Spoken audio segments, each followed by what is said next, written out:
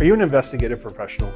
Have you heard about the investigatorstoolbox.com? Check out this exclusive online community for networking, learning, and data resource management. The Toolbox is a one-stop shop for all your investigative needs. Check out our robust collection of forums, our comprehensive learning page, and our expansive library of OSINT research tools. We've just released an app for both iOS and Android, so you can access the site seamlessly right off your phone. We have also partnered with some amazing companies like Crosstracks, Delphoint, IRB, ScopeNow, the Hetherington Group, PI Magazine, PI Gear, Merlin Locate Services, Parabin, the PI Institute of Education, and so many more. They're offering over $1,250 worth of discounts and benefits exclusively to community members today. Use code PIP201836 and save 10% on your membership. That's www.investigators-toolbox.com.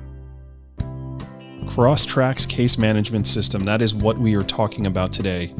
Are you using a case management system?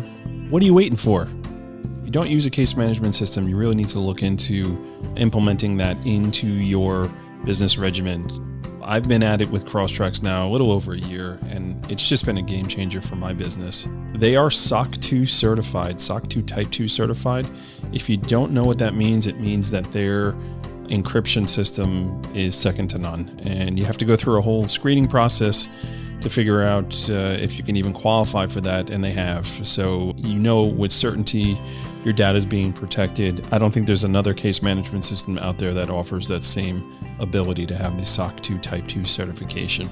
As you guys know, I've been singing the praises of Crosstracks, and I really believe in this product, and I believe you should check it out.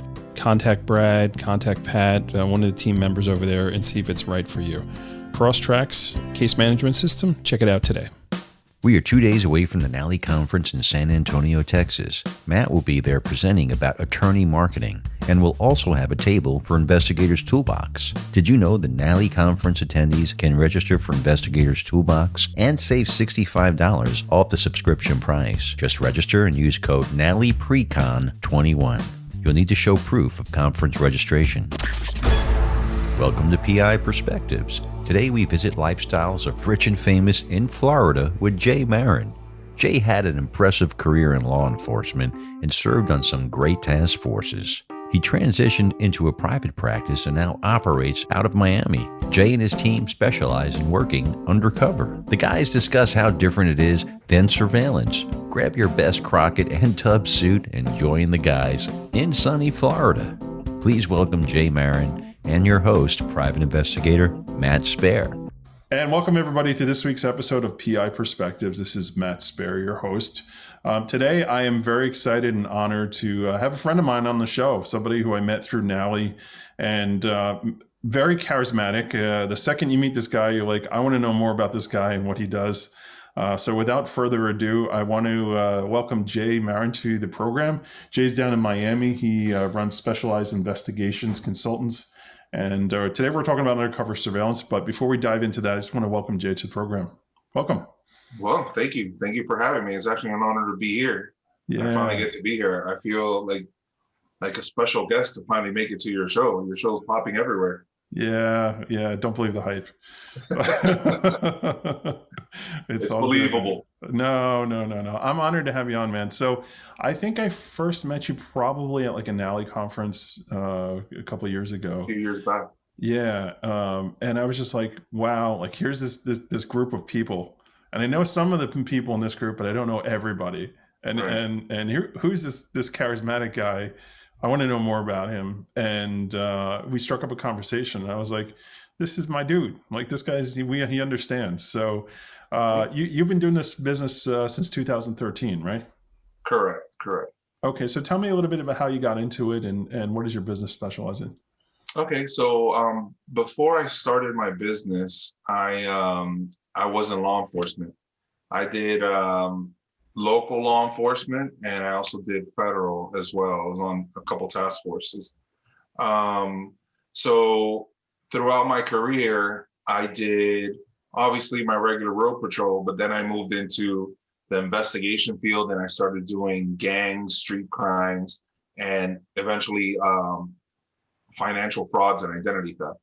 Right. So obviously in my field, it encompassed a lot of surveillance, a lot of skip tracing, following. We've gone up on wiretaps, just a lot of things to be, covert and basically sneaky. So Right. you don't get burned, you don't get caught, to get these criminals, where they need to be. So throughout working that, like I said, we did our gangs, and our gangs were doing a lot of identity theft, tax fraud, stealing people's tax returns, filing false tax returns, re-encoding credit cards, Sure. Sure. along with their gangs and drugs. That's what Right. happened. And this was all down in Florida? This is out in South Florida. We were investigating all this stuff, but all this led into financial fraud. Mhm. And that's the kind of path we took. We were actually one of the first people to get deputized with IRS as task force officers, because IRS doesn't share any information. Yeah. So that was a little a big leap, actually, not a little leap. We finally got in there and we started taking all our cases federal. Our guys still did our guns and everything, but overall, my whole career encompassed of being involved in investigations and surveillance. That was like our big thing. Right. Then in 2012, 2013, in my career, being involved in a couple, shootings, we were also, high liability unit, wow. Something was already happening. Yeah. And I actually received death threats. So my little son was 3 weeks old and we had to pack up and move. Wow. So a few months after that, I was like, you know what? I got my degree. I was like, yes, it's okay money, but I need to make something else better for my family, because I didn't want my family. If it was me alone, I wouldn't care. I'd be like, all right, let's go. Me against you, Exactly. try to find me. But, with a family, it's a different story, and my kids. So then what ended up happening is, after that, something actually happened to my heart like the year after. And then through police work, I actually ended up retiring through police work. And then I went full force with my investigation company. Wow. But during that time, I was attending also all these conferences, trainings, because when you transfer over from the public sector and you transition to the private sector, it's a big difference. Yes, Very you have big. experience, but Yeah. a lot of things are different. The experience I gathered, great. It was awesome. It's a great stepping stone, but I can honestly say nobody can transfer over from law enforcement right into this field like if nothing happened and they can fit right in. No way. You have to still transition. You have to still learn, because things work a lot differently. So that's what I was doing. And then I just started learning. I'm very big into like, okay, I want to know it. I'm going to learn it, and I'm going to find every way to do it. Sure. And that's what I ended up doing. I attacked the industry. It's amazing. Like, you got to realize that the paycheck is not guaranteed. Like you Right. really got to hustle, and you got to, there's no 4 weeks vacation. I mean, Correct. there is, but you probably won't be in business You'll when you get come paid back. unless you have something set up. Correct. Yeah. Correct. Yeah. So I'm curious, man, what type of gangs were run down in Miami? I mean, I'm familiar with the ones up here in New York, but who's the go-to down there? What happens here in South Florida, you still have your big gangs per se, like your typical Latin Kings. Right. You have your, there's not so much Bloods and Crips, like kind of how they are on the West Coast kind of thing. You might have some in the Northeast up there, but you have a lot of, I guess, territorial gangs, if you want to call them. Like, they'll cover like one city, and they'll be called, just give me an example. Like Zopound used to be back in the day in certain areas, but they would have like the whole Northeast and Little Haiti area. Then you have, you'll have like 81 Street Boys, which are in Miami Beach, and they carry a territory. So you had a lot of those like territorial area splinter off gangs, along with your bigger ones, but a lot of them weren't getting involved in big ones. They were just creating some with their boys. Yeah. And then they were trying to elevate to that level, which some kind of got there, and some didn't get there. You have different ones, Money Ave, and Sure. it's just different. I think it's fascinating that something you said earlier about the whole fraud and financial aspect behind it, because you have this idea of gang. It's like, oh, they're gangbangers. They just go out and shoot each other up and do drive-bys. Right. It's like, no, these are career criminals that are into fraud. I know that there's been some programs, I think on Netflix or one of those others, been some documentary on these fraudsters and like how they pull off their crimes. It's Right. like brazen, and the stuff they do. It's like, wow, this guy's pretty good at math. Like he was like on the straight and narrow. He'd probably be a pretty good accountant. And actually, CNN came with us. They did a documentary and we did the whole thing. But it gets to a point that they still do their guns, they still do their shooting Right. and their drugs. The problem is they're not serving drugs now. They're not selling guns. They're just buying them because identity theft and tax fraud is funding it all, you know? Yeah. So, and there was even videos on YouTube that people were teaching people how to file false returns. They would have tax parties, you know, it's crazy, you know, but eventually they mostly all go down. So The STEMI money's got to go somewhere, right? yeah, you're right. Right. Stimmy money's a joke. I've seen $180,000 tax returns. Yeah. So it's crazy. Now fraud is running rampant in this country, you know, and that's, I guess that's what happens, right? When the crap hits the fan, when you know, everybody's going into panic mode, or fight or flight, you know, they're not really paying attention to the bottom line on things. And I guess there's this idea of like, yeah, I'm not going to get caught. And if I do, so what? You know, especially up in New York here with bail reform. Yeah. All right, so I get pinched. I'll be home for dinner. You know, we'll deal with it later. Yeah. And it's a real problem. It definitely is. Well, that's a cool story how you transitioned. So your operation now, how many investigators do you have working for you? I'm like a basketball team per se. Right. I run 5 full time. Like I would say my starting 5 that are running all the time. And then I have a couple other people that I use, but they have their own agencies because I like to make sure I use people that I can trust and know what they're doing, that have the same interests and quality of product that I do for them having their agency, you know? Yeah.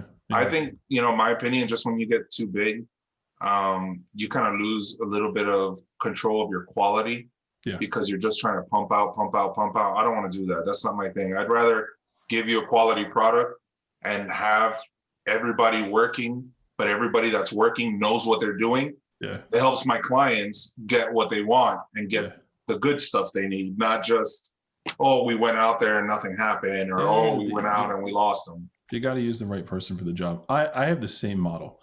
You know, I got my pretty much 5 people, and I do have a long list of people that I call to do certain things that I just know either my team doesn't have the time to do it right, or it's just not the right fit. And I got to tell you, like, being part of the Trial Lawyers Association up here in New York, there aren't many investigators that are a part of that, and it's a great revenue stream for me. I find the other 2 investigators, one is just a solo guy, and he's on the sunset of his career, and the other guy got too big. So he grew his company to be almost like an 80 investigator company. And he really had this passion or saw the direction of doing court services and filing. So he merged with like this big company. And yes, he's the investigative arm, but they got so many employees now. And the attorneys that were doing business with him, they're like, we don't have that personal touch anymore. You know, we don't have that attention to detail. It's more of, you know, get in, get out, get in, get out, get in, get out. And, you know, I can't do that to my client. Like my cases are everything to me. I'm a small shop, right? I'm a single attorney or 3 or 4 firm. And this case is going to put food on my table for the next, you know, 5 years if it hits, you know? So I can't have the dilly-dallying going on. So like those are the types of clients I pick up, and it used to be very early on, like, hey, we're going to use you, but don't tell the other guy. I know you guys are friendly, but please don't tell them that we're making a switch. I'm like, hey man, it's business. You do what's best for you. And at some point, if you feel I'm not the right fit, I get it. You know, it works that way. But it's very interesting that you have the same formula that I have. And I know Jim Nanos is the same way. So he at PI Magazine, he's talked about that for his own personal business, where, you know, he's been that bigger company and he's been that smaller company, and now it's just him and whoever he hires to work with him, Right. on a per diem basis, and just talking about what that looks like. And it's interesting. I think as a business owner, you have to experience the growth, and you have to like consciously make that decision. Like, whoa. That's it. I don't want to be bigger than this. More money, more problems, right? That's what Big used to say.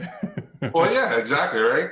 Yeah. And then the thing also is you think about, yes, you're growing or whatnot, but it gets to a point, your worth. That's very important in this industry. You have to know your worth. You have to know what you're about. And if somebody, you got those typical people that call you and say, oh, how much you charge, or whatever. I'm just going to give you an example. Like, all right, we charge, if you want regular work or whatever, $125 an hour. If you want Jay to help you with your criminal defense case or something like a specialty like that, all right, $175 an hour. Oh, but I got this guy that does it for $60. Okay, so when you're done with that guy at 60, call me back, and then I'll do the job for you because you're going to call. You know what I mean? You already know, you've been through this too many times that they're going to go ahead and call you back because plus, anyways, if somebody's doing that to you, those aren't the clients you want. You know what I mean? And especially when you start growing, if you start throwing your price out there and they're like, yes, fine.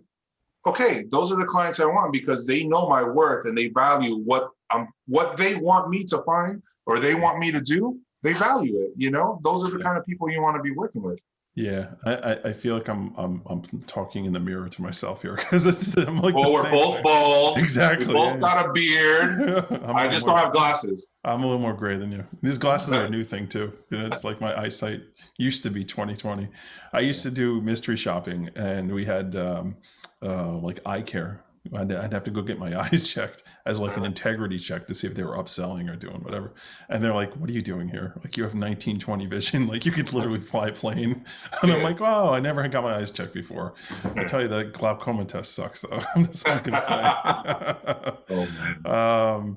So, yeah, I joke about saying I'm talking in the mirror here because so many things you're saying, I can relate to that. The whole idea of, yes, if you want Matt to do it, you're going to pay more for it. Because I am running a business and I have 25 years experience of doing investigative work, there's value to that. Now, if you need somebody from my office, and I have different people tiered at different levels, but I agree with you about that $60 guy. Because what happens is, they're out $1,200 before they come back and they got nothing. It's like, okay, you just dumped 20 hours into this. So, now it's time to do it the right way. And people are stubborn like that, And I get called all the time from people. They're like, hey, what's your price? And I don't know if it's competition. I don't know if it's attorney. I don't care. It's like, yeah, whatever. This is what I charge.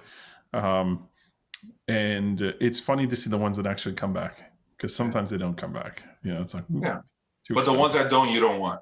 I don't want them. Yeah, no, I blacklisted a whole bunch of clients very early on, and it's like, for whatever reason, if they were bad attorneys, like as far as customer service goes, I don't want their client calling me up going, the attorney never calls me back. Mm-hmm. No, I don't get paid for that crap. Like, no, thank you. I don't want to work with these people anymore, or they don't pay the bills, which is the best way to get blacklisted. So, so we could sit here and go on and on about this stuff, but I really wanted to talk about the undercover stuff. So we're going to take a quick break. And then when we jump back in, I want to focus on that because it's fascinating. I have a little bit of experience when I started getting into this business on it, but I'm sure you have a boatload of experience. I mean, I know you have a boatload of experience. So I really wanted to cover that because it's not something that the everyday investigator really thinks about, I think. Okay. So everybody sit tight and we'll be right back after this break.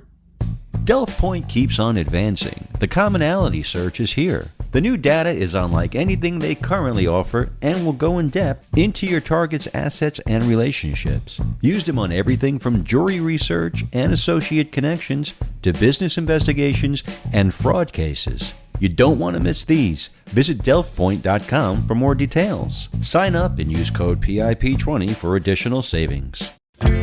Are you overwhelmed with your current caseload? Could you use some help with your skip trace assignments?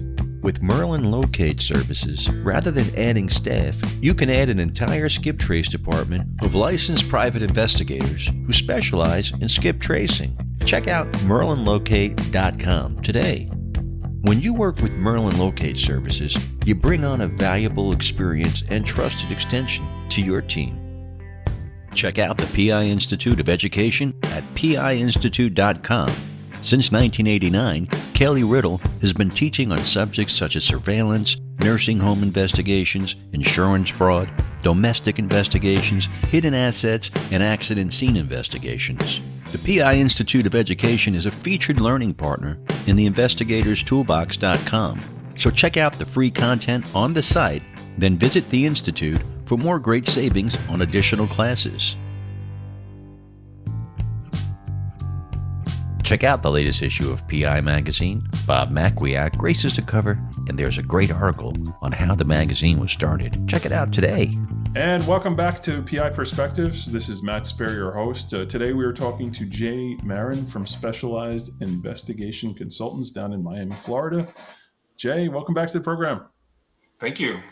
All right. So we were talking about everything but undercover prior to getting into this. So talk to me a little bit about what that looks like. How do you get clients in doing this, and how do you plan and kind of dive into this type of work? Well, I guess throughout my career, I've done a lot of surveillance, so I've kind of picked up a niche for it. And I did learn a lot in law enforcement as far as the surveillance. Mm-hmm. Also doing undercover stuff, working with, CIs, which are criminal informants, right. Using covert equipment, audio, video. So when I came into this field, I would meet with a few attorneys, larger firms with, business attorneys and family attorneys. And I started to kind of hear what they needed as far as, we know he's doing this, but we just can't prove it. How do we figure out? What do we do? But, obviously all in a legal way, but we're trying to see how we can find that information. Yeah. So I started thinking, well, why don't we go and do some surveillance first, and then we can try to do some undercover surveillance. Right. They're like, what do you mean undercover surveillance? Send a different guy though. Yeah. Right. They're like, what do you mean undercover surveillance? Right. And I'm like, well, we'll just, depending on the case, or we can do many things. For example, there's if we want to do a child custody case and we want to see how this person is, why don't we rent a unit in his building for a couple months, and we have access, them seeing us is normal, and we'll be able to get any information. And then if I'm the one renting at the building, he'll see me at the building. But then when he shows up to the next place, he's going to see one of my other investigators and not put two and two together. Yeah. And we can follow it, get the information, sit next to him at a table, see who he's meeting with. What kind of people is he putting your children around? If your concern is safety, you want to know what he's doing, if he's involved in anything illegal, or if he's bringing your children around bad people. Right. This is how we're going to be able to obtain it. Or not following COVID guidelines, right? I'm sure that was. Yeah, I know, right? Put on your mask. Put on your mask. Well, down here in Florida, nobody's really wearing them now, so now we're back to normal. So masks won't work. It did work for a little bit. Change your mask color, change the name on the mask. Exactly, right. So that's kind of like how things started getting kicked in. And then when I saw, I was like, man, nobody does this down here. And another thing is, we're in South Florida. What does everybody come do to South Florida? They go party, they go to the hotels, they go on cruise ships. Right. So my area also gives me an environment for a lot of this work to be, done. So, I did a couple cruise ship ones. Those were fun. I leave for 7 days and we're just following people around. Those are mostly for that I've seen are either child custody or a big insurance defense case, right. Where people, they get hit by a large company or they work for a large company. Oh, I can't do this. I can't do that. Your typical workers' comp claim. I can't lift a loaf of bread, but we're on a cruise ship and I have you lifting your daughter when you disembark to take the photo. Right. And I buy the photo because nobody bought the photo. Showing that you can lift more than a bread if you're lifting 100 pounds, Right. Or you're on the conga line, or you're doing the exactly. Lo and behold, that case went from a couple million to $50,000. So it was worth them investing a few thousand on me. but that's how I kind of got into it. And then I started seeing a lot of litigation cases come about. And I'll give you an example. We had a litigation case, and it was bad business partners. And right before one of the partners decided to go full force against his business partner, he just wanted to see, like, what is he really doing? How is he spending his money? Who is he trying to do it with? Because I'm missing a lot of money, and there'd be a lot of real estate deals that would happen, and then they were supposed to buy it together, then it wouldn't happen, and then the building gets bought by somebody else, and he gets spotted with that somebody else. So it's like, are they going behind my back? It's cutting them out of the picture. Correct. Hey, so before we move on to that, something that I just wanted to clarify here: the difference between surveillance and undercover, because there is a huge difference. Correct. Right? So break it down for me. Let's say I'm somebody listening to this program. I'm going, wow, I'm just getting into this business. I want to understand the difference between the two. So give me the difference between doing actual surveillance and then doing actual undercover work. Okay, so you have Okay, the best way to explain it is you have surveillance, you have undercover, and there's also a little transition period in between where it's a little bit of surveillance, but you're still undercover.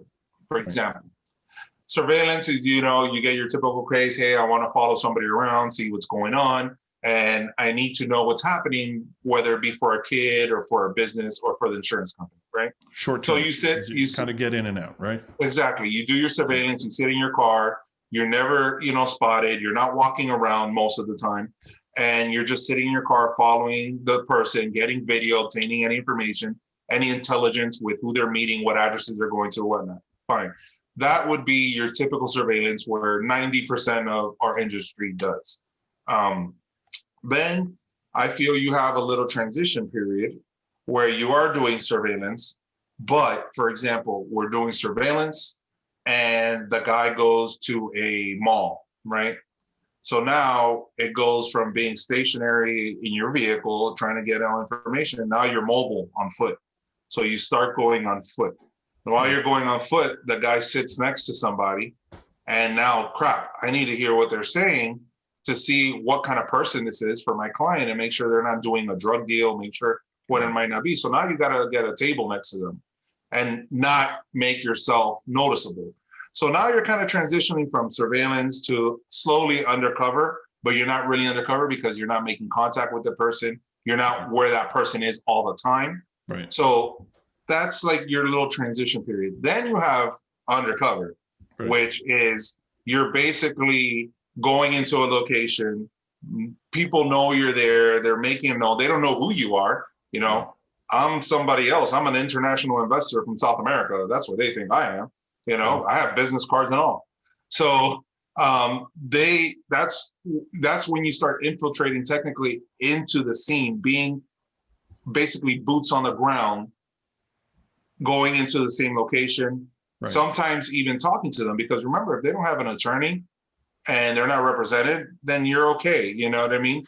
And plus you're not talking to them about your case anyways. You're just trying to get intel on them, if there's no attorney involved. There's no expectation of privacy. Correct. You're involved in the conversation. Absolutely. Correct. You're building rapport at that point. Correct. Right. So they can build trust in you and they can see who you are, or that person can tell somebody and that somebody tells me, hey, this guy's doing this guy's doing that. But you got to be in that environment, whether it be a residence, let's say a health gym club, a hotel, which a lot of hotels here in South Florida are residential and hotel at the same time. If they see you, it's not a problem. Right. That's where your undercover really kicks in because it's normal per se. Here comes that businessman from Panama. Exactly. He's got a card that says so. Here's the investor. Here he is showing up in a Rolls Royce or in a Porsche or in a Mercedes. All right. I'm sure you've driven a car too. Oh, yeah. You got to fit in down there. Of course. So, that's fantastic, right? Don't you hate your job some days? It's fun. So like my experience in this, like you mentioned earlier, was kind of limited. So I wasn't actually ever the guy that was doing undercover, but I did work for a company, my first job out of college, that we had all these accounts with retail companies. They were auto parts stores, they were shoe companies, they were whoever. and they would hire us to basically have an operative, right? Somebody who posed as an employee and would watch the other employees. Like we had a contract with a lumber company, and there was a lot of product that was being moved after hours, and they just didn't know when and how. And, yes, we set up our surveillances, but, we didn't catch people really doing it because we didn't know when it was happening. But having somebody there for 3 or 4 months, building that rapport, and then be like, okay, you want in on this, right? So now it's observe and report, and we know when things are going down, and it's like you start building your case and building your case and building your case, and then you pull the trigger, right? And your guy is in trouble until he's not in trouble. It's like one of those deals, right? Right. Right, not quite Donnie Brasco, but whatever. That's too much. So that was my experience, right? More on the retail side.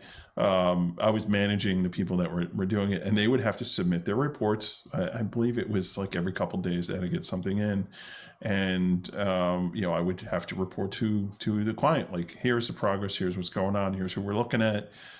This person made this comment. And it was, some of it was customer service related too, right? This guy's being rude to customers, right? Right. And some of it was they're stealing, So it's like we had different avenues of the integrity that we were checking on these people. Interesting, way of doing things. It was a good taste to run that for a while, and it's definitely an interesting business. You got to have. You got to be quick on your feet, and really, if you're that person doing that, like, you got to have a backstory. Correct. And, you got to be very snippy and come back with any little thing, and it's you learn it through time, and I think I learned a lot of that through the department.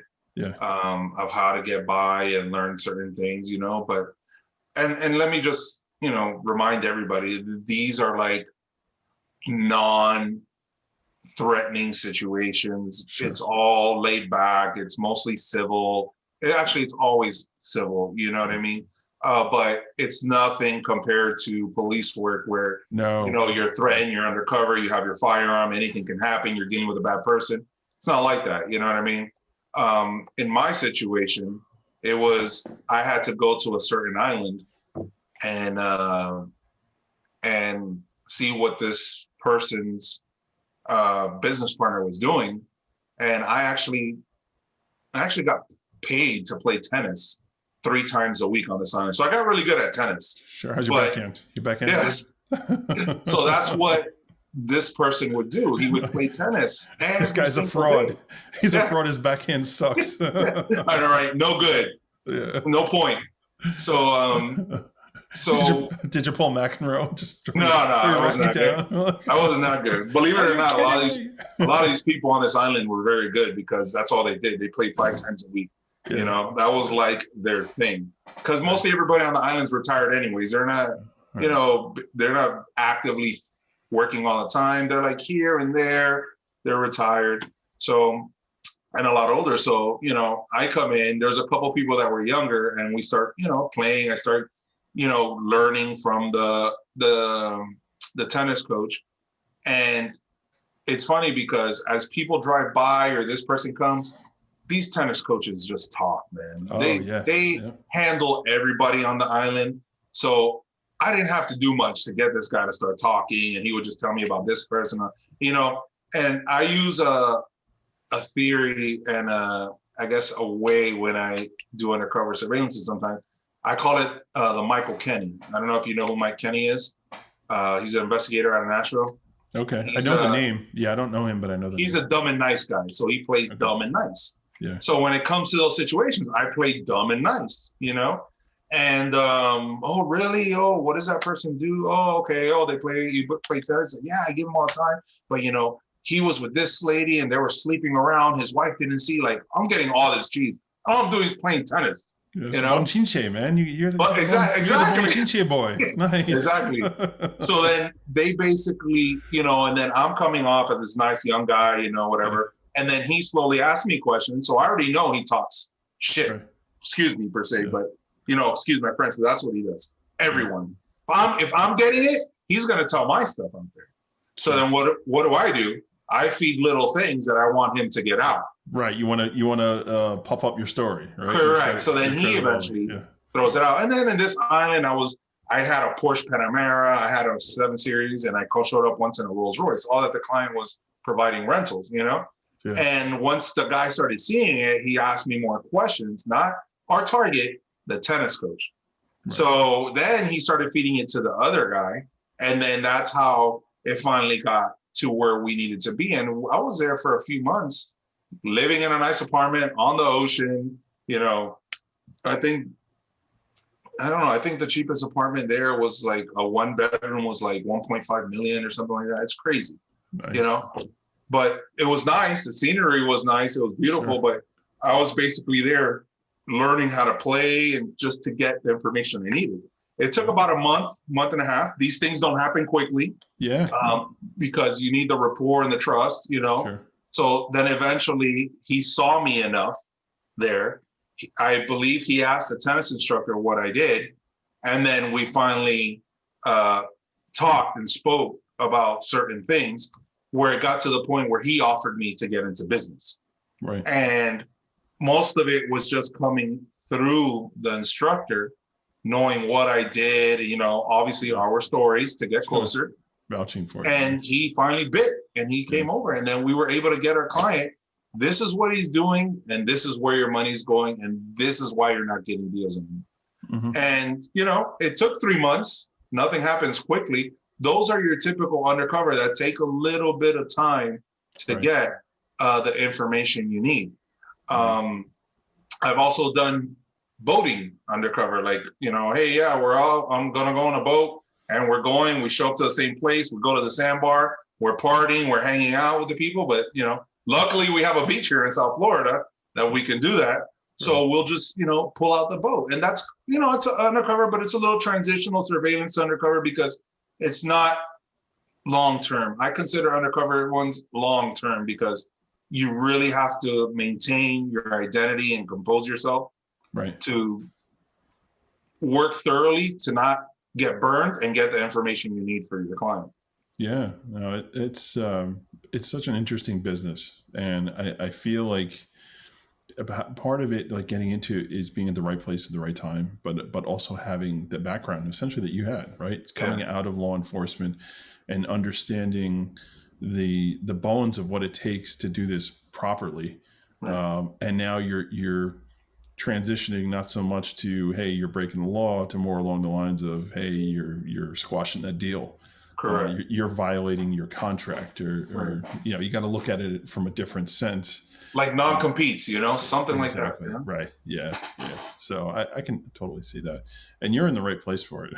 So absolutely. If you're in Alaska, you know, nobody's talking about it. One cruise ship when you go and look at whale watching, you know. Right. Oh, look at the eagle. But it's different. And I think you need to obviously have a lot of trustworthy individuals too, because, for example, a lot of these cases, and not just say undercover, but I want to bring this back to surveillance. When you're doing surveillance, or even the transitional, what I call, where you go, you know, from surveillance to undercover, you need to have a game plan as far as investigators, types of cars, locations where you're going to be, because I'm a firm believer on female investigators. You know, oh yeah. I know some people are like, oh no, you know, they can't do this. You know, never seen coming. Yeah. Female investigators are amazing.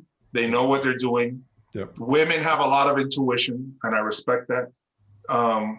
And when you need to get something done, they will get it done completely unnoticed. Yeah. You know, because they're not expecting that. You have your stereotype. Oh, that same guy's following me.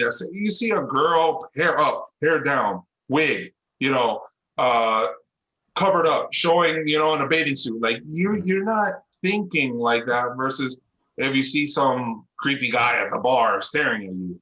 So I'm a big believer of working in pairs and working male-female pairs. Yeah.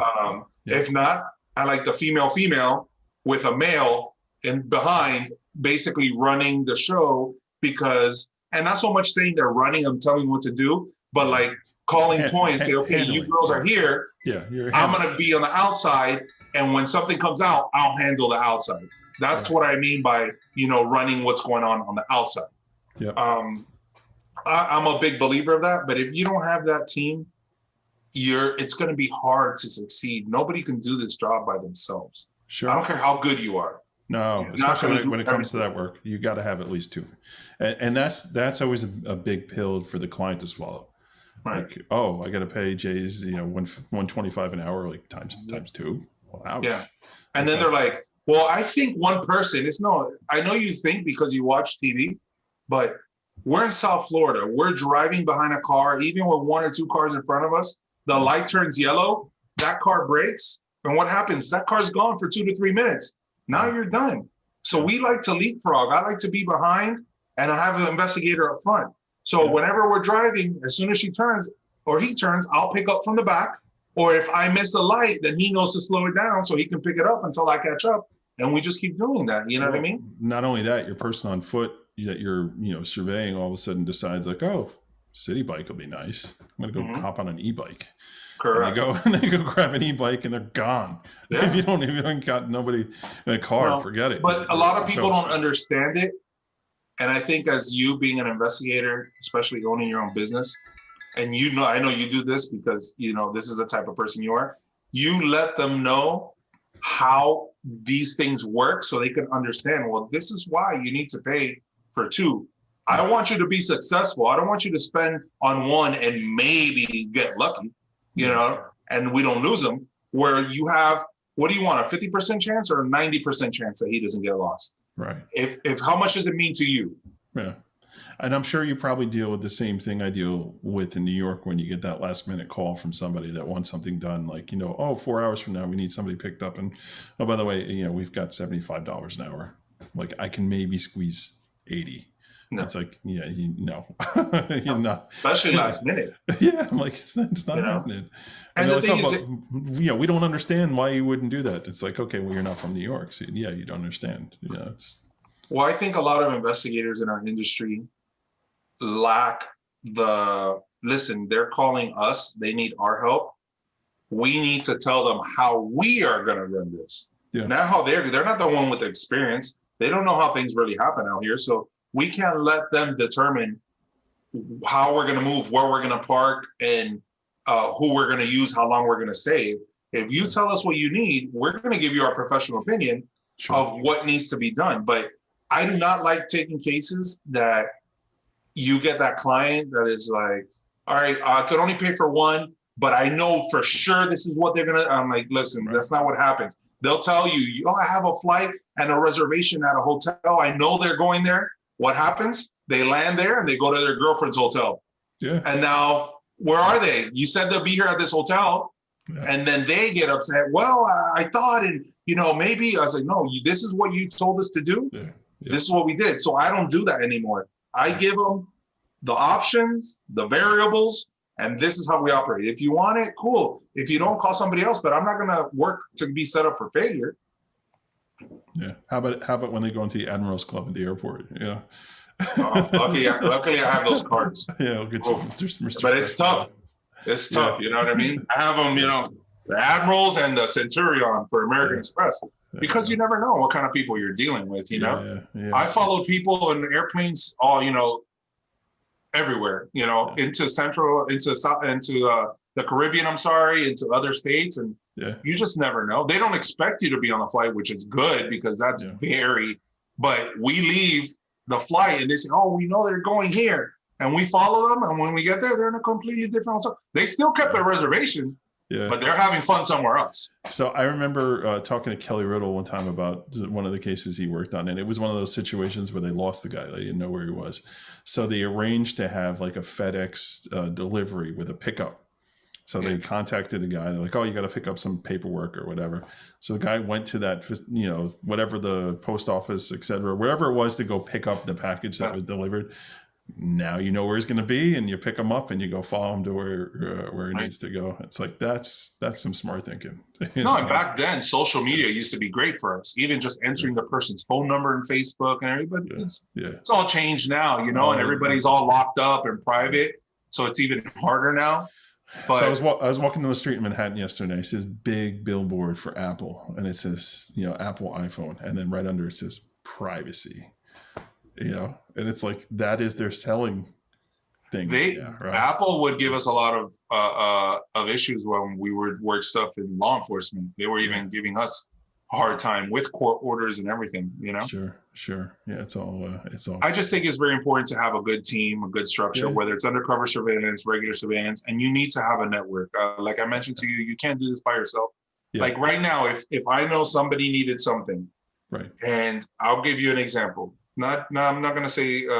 Well, I know people in other states too that do great surveillance, and you learn that through time, but you really learn that from meeting them, like how we met at the conference. And we were up on that floor looking at the beautiful view, but we're eating, we're talking, we're learning, Same thing here. Like I know people, but if I know somebody needs like an A team, like, hey, I need this XYZ surveillance, intelligence, interviews, like all this stuff, being the fact that I've gone to all these conferences, that I've networked, I've been able to be the regional director for NALI, the vice president of FAPI, and getting involved, with Intellinet and all this.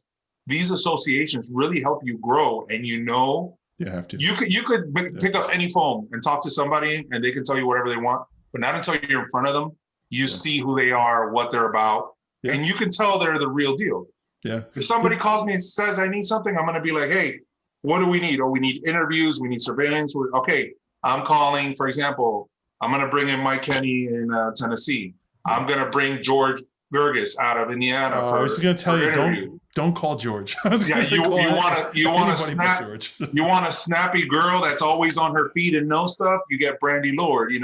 If I know I need somebody to help me in certain homicides, Sheila Wysocki. Yeah. If I need somebody on the defense side that she's a badass and I need to get done, I'm going to go to Texas and I'm going to call Catherine Mayer. Like there's different ways around things. Even Kelly Riddle, that guy's a wealth of knowledge, smart guy, but if you don't have this plan and know your colleagues, I don't think you'll ever be successful, because if you try to hold your ego and say, I know it all, I can do it all, and then you want to get people you train only to do your way, you're not going to be successful, because your way is not the only way. It might be a good way, but it's not the only way. And when you get these clients and these attorneys that say, hey, I need this done, you get a monster case that needs to get handled. You want to get it because, number one, you can handle it. You know what it's about, but you need backup. You know what I mean? It's almost like the police department. Like you need backup. You can't do this on your own, but you know who you can trust.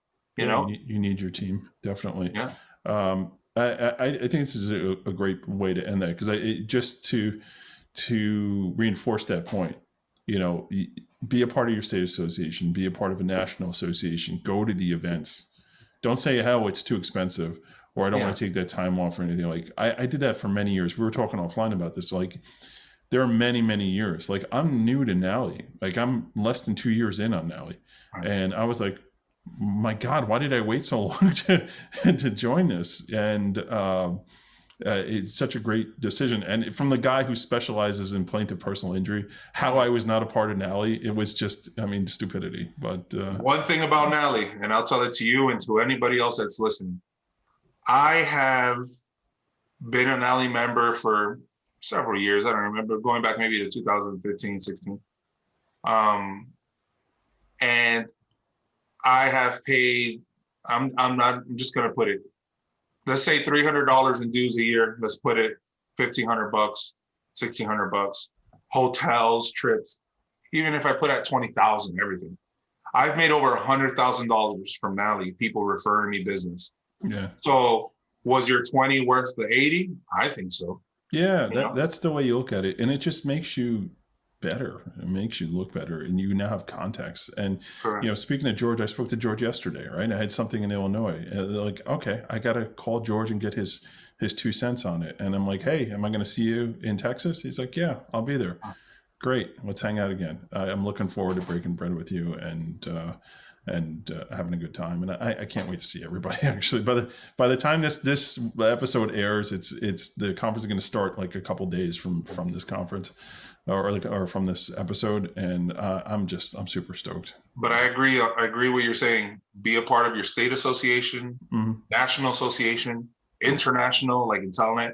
Very, very good. Like I do not regret joining any of these, and I've only met great people. Yes, you meet some people that you're like, okay, I know who you are, but I don't want to give you business because I just don't feel the connection. I don't feel you do it. Because remember, just because you join an association doesn't mean you're 100% know what you're doing. Some people might be 50%, and then you got people like, yourself, 150%, So, you get to meet people and who you can trust, because like you said, if you needed something in Chicago tomorrow, hey, George, do me a favor, go drive by. And what happens? Your client is happy as heck that you called somebody and you're getting that done like this, No, absolutely. Hard. And it's a professional, and it's like, and by the way, that guy's a CLI. So, it's like, maybe he's okay. Maybe he knows what he's doing, and it's funny too, like when it comes to the podcast here too, people always ask me like, how do you find people to be on your show and all that? I'm like, well, it's simple. I'm a member of so many associations. I know so many people. It's kind of like it's become my thing, right? Matt knows everybody. So no, and you can pick and choose who you want on, because who you think would be good on your show out of these thousands of people that you meet through all these associations. That list of like do not invite or do not invite again is very small. Very small. And that's the thing. I mean, the best of the best in our industry goes to these things because they get it, they understand. Right. But you need to be there. It's not always about how much am I billing today. It's how much am I going to be able to build tomorrow with the skills that I gained today. That's really what it comes down to. Grow and network, man. That's the way. I think it's helped everybody, even in my own circle. Everybody, meets, they talk to other people. Even through you, I can find somebody that's reliable and I can trust, because I know how you are. Same way if I call Brandy or Sheila, hey, I need somebody that does this. Use this person. Just by knowing that one person, they can take you to 3 or 4 people that you might have met. But when you're in a bind and need something done, you're going to get it done the right way. Yeah, not only that. So we'll end here on this little anecdote as to how relationships are super important. So I got a huge case I'm working on out in New York and in Queens. It's a fire case, death case. And, trying to get my hands on a fire marshal's report, it's not easy, especially during COVID, because they've pretty much shut down hey, go down there, show up and schmooze your way into getting that report. And that doesn't exist.